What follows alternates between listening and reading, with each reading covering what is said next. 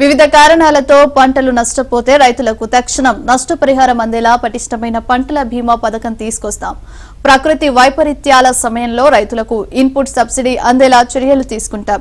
Assembly ఎన్నికలకు ముందు Telangana Congress committee రూపొందించిన అభయహస్తం మేనిఫెస్టోలో ఇచ్చిన హామీ ఇది. దీనిని నెరవేర్చేందుకు కాంగ్రెస్ ప్రభుత్వం సమాయత్తమవుతోంది. 5 ఏళ్లుగా రాష్ట్రంలో అటకెక్కిన పంటల బీమా పథకాన్ని వచ్చే వానాకాలం సీజన్ అంటే జూన్ నుంచి అమల్లోకి తెచ్చేందుకు కసరత్తు చేస్తోంది.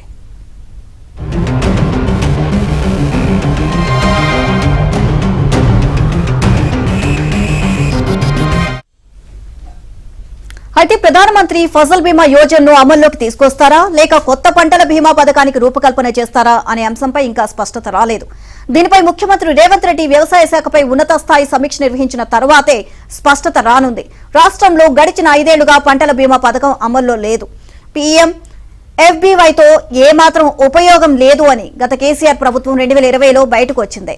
దీంతో ప్రకృతి విపత్తులు, అతివృష్టి, అనావృష్టితో పంటలు దెబ్బతిన్నప్పుడు రైతులు పరిహారానికి నోచుకోక తీవ్రంగా నష్టపోయారు.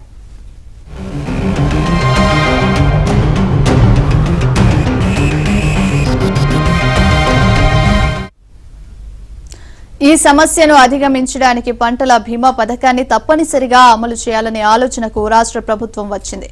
గ్రామం యూనిట్ గా చేస్తారా, మండలాన్ని యూనిట్ గా తీసుకుంటారా, పంటల వారీగా అమలు చేస్తారా అనే అంశాలపై కూడా సీఎం సమీక్ష తర్వాత స్పష్టత రానుంది.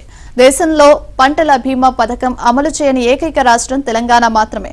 మిగతా రాష్ట్రాల్లో కేంద్ర ప్రభుత్వ ఫసల్ బీమా యోజన పథకమో లేదా రాష్ట్ర ప్రభుత్వ సొంత పంటల బీమా పథకమో అమలవుతోంది.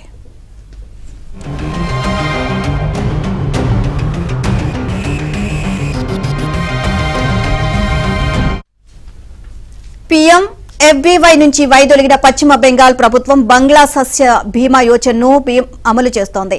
ఆహార ధాన్యాలు, నూనె గింజల పంటలకు మొత్తం ప్రీమియం బెంగాల్ ప్రభుత్వమే చెల్లిస్తోంది. చెరకు, ఆలుగడ్డ పంటలకు 4.85% ప్రీమియం రైతులు చెల్లిస్తున్నారు. ప్రధానమంత్రి మోదీ సొంత రాష్ట్రం గుజరాత్ లో ముఖ్యమంత్రి కిసాన్ సహాయ్ యోజనను అమలు చేస్తున్నారు. జార్ఖండ్ ప్రభుత్వం జార్ఖండ్ రాజ్య ఫసల్ రాహత్ యోజనను అమలు చేస్తోంది. బీహార్ ప్రభుత్వం పీఎం ఎఫ్బీవైతో పాటు బీహార్ రాజ్య ఫసల్ సహాయత యోజనను కూడా అమలు చేస్తోంది. ఈ 2 పథకాల ద్వారా అక్కడి రైతులు నష్టపరిహారం పొందుతున్నారు.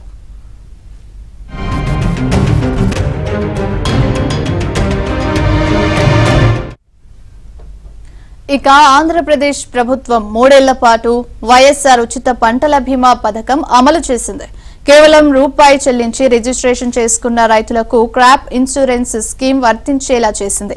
ఆర్థిక భారం కావడంతో 2022-23 వానాకాలం సీజన్ నుంచి తిరిగి పీఎం ఎఫ్బీవైలో చేరింది. అయితే రైతుల తరపున రాష్ట్ర ప్రభుత్వమే ప్రీమియం చెల్లిస్తోంది.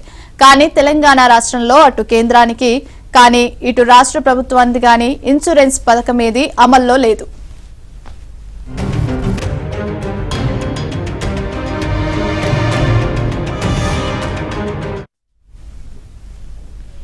పంటల బీమా పథకాన్ని అమలు చేస్తే రాష్ట్ర ప్రభుత్వం చెల్లించే ప్రీమియం 300 కోట్ల నుంచి 350 కోట్ల వరకు ఉంటుంది. ఈ భారాన్ని మోయడానికి గత కేసీఆర్ ప్రభుత్వం ఇష్టపడలేదు.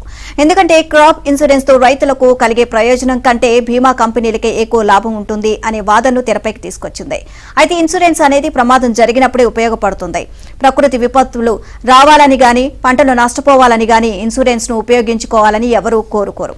ఇదే అంశానికి సంబంధించి మరిన్ని అప్డేట్స్ మా కరెస్పాండెంట్ అడిగి తెలుసుకుందాం. సిద్ధార్థ్, కాంగ్రెస్ పార్టీ ఎన్నికల సమయంలో రైతులకు అనేక వాగ్దానాలు ఇచ్చింది. ముఖ్యంగా వాళ్ళు అనౌన్స్ చేసినటువంటి రైతు డిక్లరేషన్ లో గానీ, ఎన్నికల ముందు రిలీజ్ చేసినటువంటి మేనిఫెస్టోలో గానీ రైతులకు సంబంధించి ఏమేం చేయబోతున్నామో అనే అంశానికి సంబంధించి ఒక క్లియరెన్స్ ఇచ్చింది.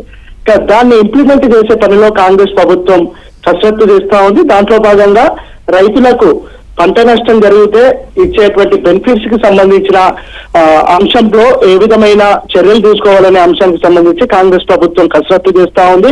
ఇప్పటికే వ్యవసాయ శాఖ అధికారులతో ఈ అంశాన్ని గురించి మాట్లాడారు. మరికొన్ని రోజుల్లోనే రేవంత్ రెడ్డి ఈ అంశాన్ని ఉన్నత అధికారులతో సమీక్ష నిర్వహించే అవకాశం ఉంది. దీని విషయంలో ఏ విధమైన చర్యలు తీసుకుంటే రైతులకు లాభదాటిగా ఉంటుంది అనే అంశానికి సంబంధించి ఒక కంక్లూజన్ వచ్చే అవకాశం ఉంది. అయితే 10 ఏళ్లుగా రైతులకు సంబంధించి వివిధ కారణాలతో పంటలు నష్టపోతే రైతులకు తక్షణమే పరిహారం చెల్లించేటువంటి పాలసీ రాష్ట్రంలో లేదు. మామూలుగా ఫసల్ బీమా, ప్రధానమంత్రి ఫసల్ బీమా యోజన పథకం కింద ఇట్లాంటి బెనిఫిట్స్ ఇస్తారు. అయితే కొన్ని రాష్ట్రాలు ఈ ఫసల్ బీమా యోజనలో లేరు. వాళ్ళు సొంతంగానే వాళ్ళ రాష్ట్రానికి సంబంధించి సొంతంగా పాలసీలను రూపొందించుకున్నారు. అయితే తెలంగాణ ప్రభుత్వం మొన్నటి వరకు ఇటు ప్రధానమంత్రి ఇచ్చేటువంటి బెనిఫిట్ లో కానీ లేదంటే రాష్ట్ర ప్రభుత్వానికి ప్రత్యేకమైన బెనిఫిట్ కానీ ఇలాంటిది లేదు. దీన్ని కాంగ్రెస్ ప్రభుత్వం ఏ విధంగా చేస్తే బాగుంటది అనే అంశానికి సంబంధించి చర్చిస్తా ఉన్నారు. అయితే కేంద్రం నుంచి వచ్చే నిధుల విషయంలో కాంప్రమైజ్ అయ్యేది లేదు. భారతదేశం ఒక ఫెడరల్ స్ఫూర్తితో ముందుకు పోతుంది. ఇది ఒక ఫెడరల్ సమస్య కాబట్టి కేంద్రం నుంచి వచ్చే నిధుల విషయంలో పూర్తిగా వినియోగించుకుందాం. ఏదైనా అప్పీల్స్ చేయాల్సి వచ్చిన రాష్ట్ర ప్రభుత్వం తరఫున ఖచ్చితంగా అప్పీల్స్ చేస్తాం.